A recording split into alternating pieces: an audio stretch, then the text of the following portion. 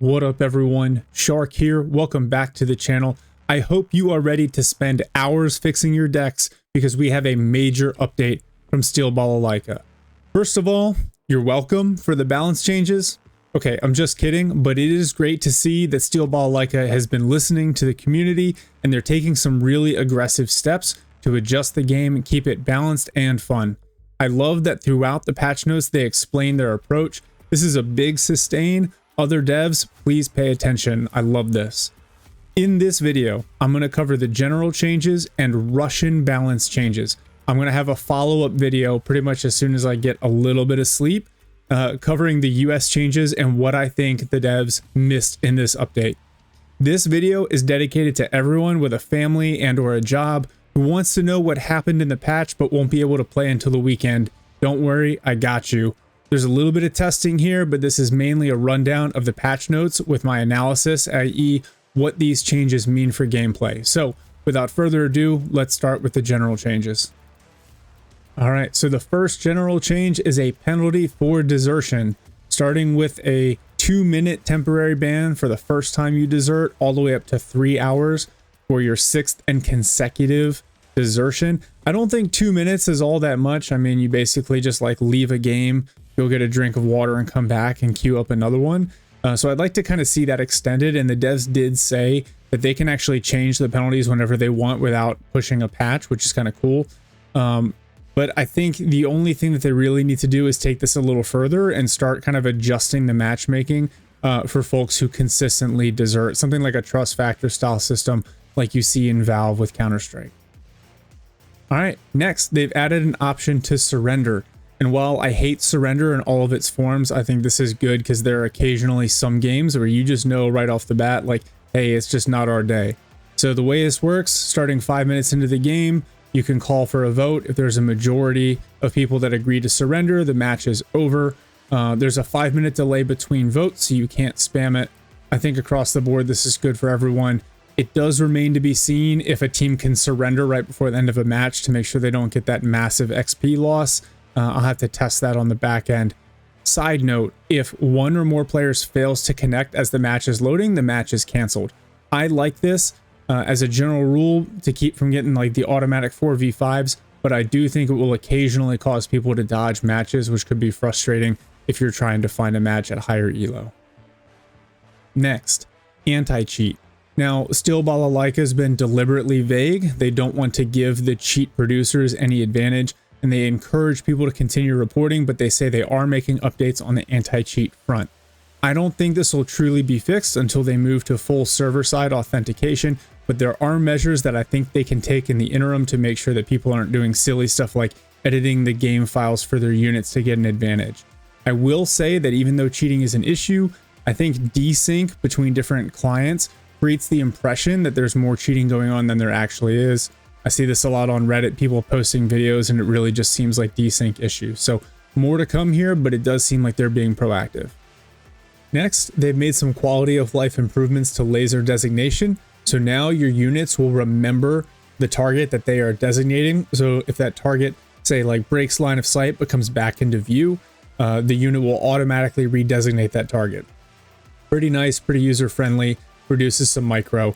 In addition, they went back and checked the vehicles that should have gotten the laser designation range buff in the 1.0.9 patch, and they re-added it, so good changes there. So they made a quality of life improvement to unloading. Now when you select unload, you can drag and drop, and so where you start is where the unload will begin, and where you end is where the infantry unit will move.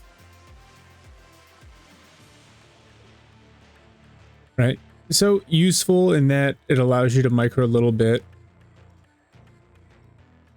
In my opinion, the best use case for this is to help stop your vehicle behind cover and have the infantry move into a building. So I'm going to give this unload order, and you can see it highlights the building there. So now the Barbarous is going to drive up. It's going to stay behind cover. The engineer are going to hop out, and they're just going to move. And you can obviously micro these guys, but they'll, as they run on top of the containers, they'll run over here and occupy the building. So it allows your transport to stay behind cover. The one thing you still need to watch out for is the unload command defaults to a fast move.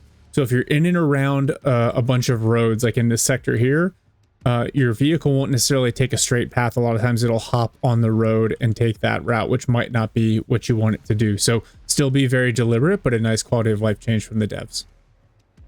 Okay, now as we move into balance, the devs clearly spent some time laying out their kind of perception of how balance works in the game. I see this as a direct response to a lot of the community messaging on desire for balance, and so I really like this approach. So the devs basically said they see balance in terms of kind of three things. One, the faction balance, essentially the win rate balance between US and Russia. Then the specialization balance, which I interpret this as the pick rate. They want to see basically all 10 specializations used at roughly the same rate. And so if they see one spec underutilized, they want to make some changes to make it more appealing. And then they want to balance the units within the specializations. So this, in contrast to my video from last week, they seem to be focused more on rounding out each specialization to make it viable. This should make the game play a little bit more even, but also probably a little bit more symmetrical. So we'll see in the updates below kind of how they change this out, but something to kind of keep in mind. So rather than leaning into some specs being like really high ceiling but difficult to use, and other specs being lower ceiling but easier to use, they seem to want to make all the specs appealing and just a little bit more of like a style or a skin choice. So kind of interesting thoughts there. They did note that in the 1.0.9 patch, the focus of that was to adjust the pick rate balance between some specializations. So, for example, on the US side, Armor Soft was the dominant choice, and the Russian Guards Coastal was barely chosen at all. Obviously, if you've played any in the last month, that has shifted quite a bit. The win rate shift in favor of the Russian faction, which despite the data and the responses to my video from last week, they acknowledge that the Russian faction is winning basically 55% of the games right now. That was not the intent of the 1.0.9 patch. So going into 1.1.10, they're going to make some updates. What I also really appreciated is they actually spelled out the design of the factions. So according to the devs, the Russians are designed to be a primarily ground power with like mass universal units that are easy to use, whereas the US is air power centric with lots of powerful specialty units that are a little bit trickier to use. And so I think this is one, I like it because it's consistent with what I kind of saw and the themes that I interpreted in my video on balance last week. But also I think this is going to result in a little bit of shift in the balance, right? So just based on these themes alone, you'd expect the Russian faction to win at lower elo as people are learning the game, and the US faction to win a little bit more at higher elo. They said that their goal is to achieve better overall balance and maintain good balance at high elo.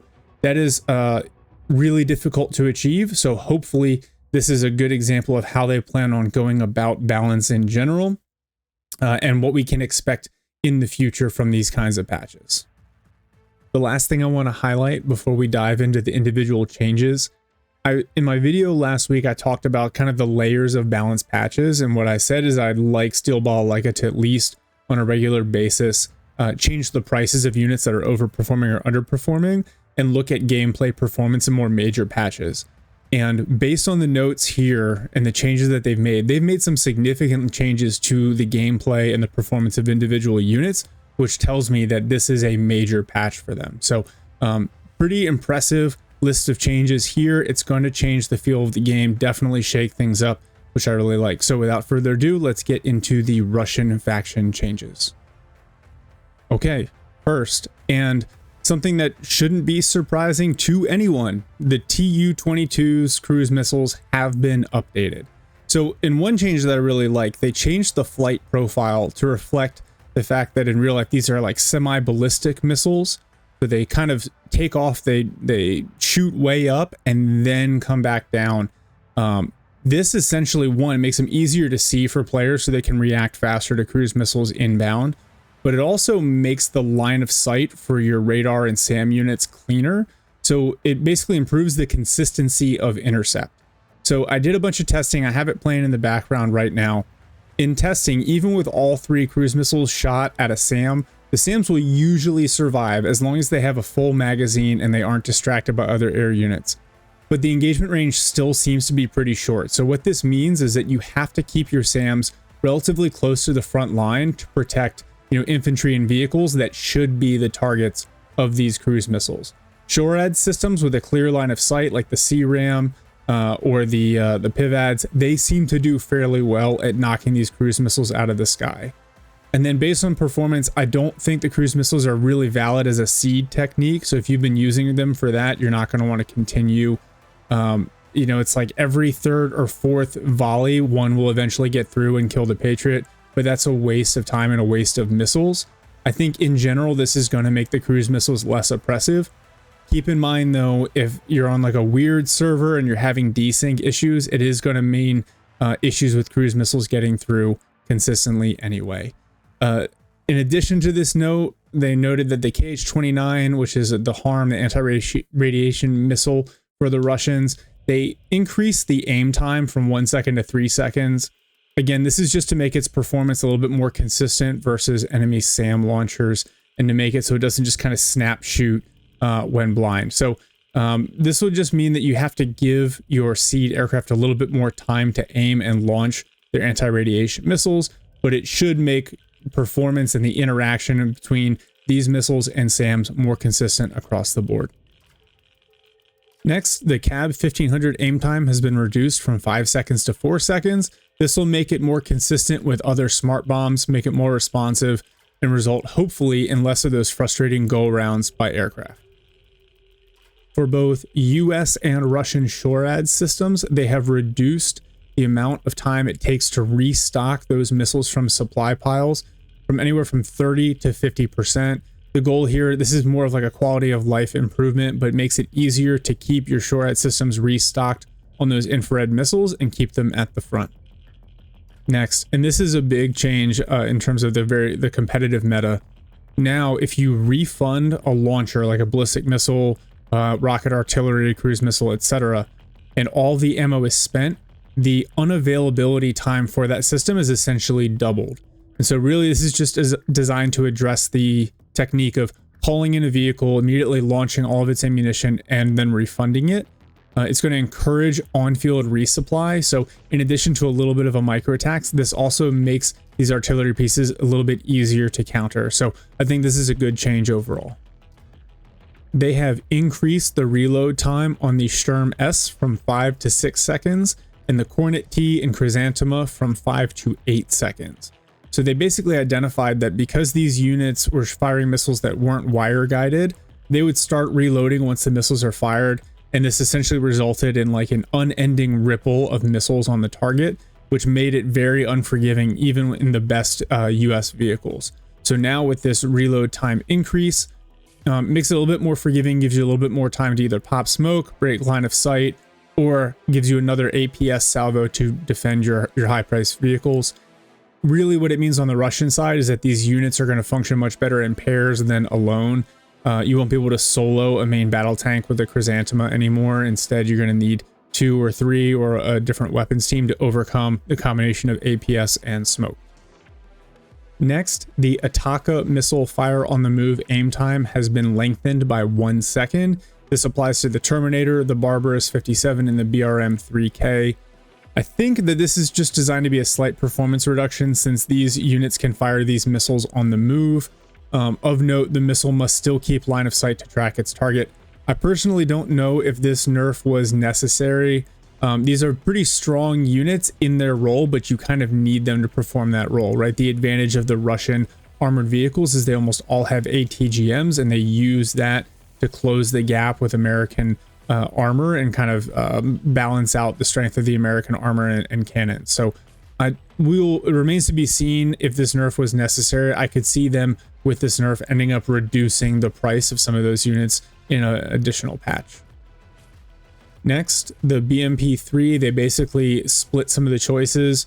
So now if you want a second smoke, you can't have a jammer. Their assessment was that the BMP-3 was too resilient with its combination of high heat armor, jammer, and multiple smokes. So now they want you to choose. I mean, I think this makes sense, right? The Russian faction was really reliant on spamming a lot of these really resilient APCs with a lot of infantry inside. I don't want them to go over the top with these balance changes, but in this case, functionally what I'm going to recommend, if you're relying on the BMP3, I'm generally going to recommend smoke.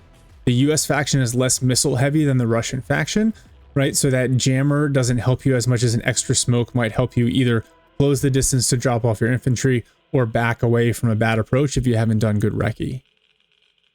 Next, we're seeing a price increase in the BT3F and the Morpeki 5 across the board for both. I like this approach. I talked about it in the balance video. Basically, the devs assessed that these units were overperforming and scaled the price up just a little bit.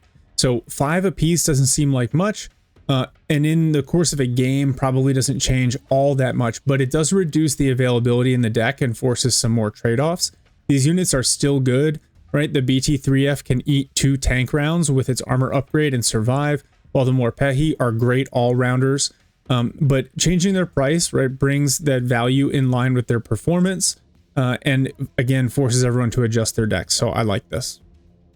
All right, next, and this is a complex one, but the BMD4, the BTR MDM, and the Cornet D1 have gotten a model update, as well as some increased heat protection, adjust pricing, and new armor customization.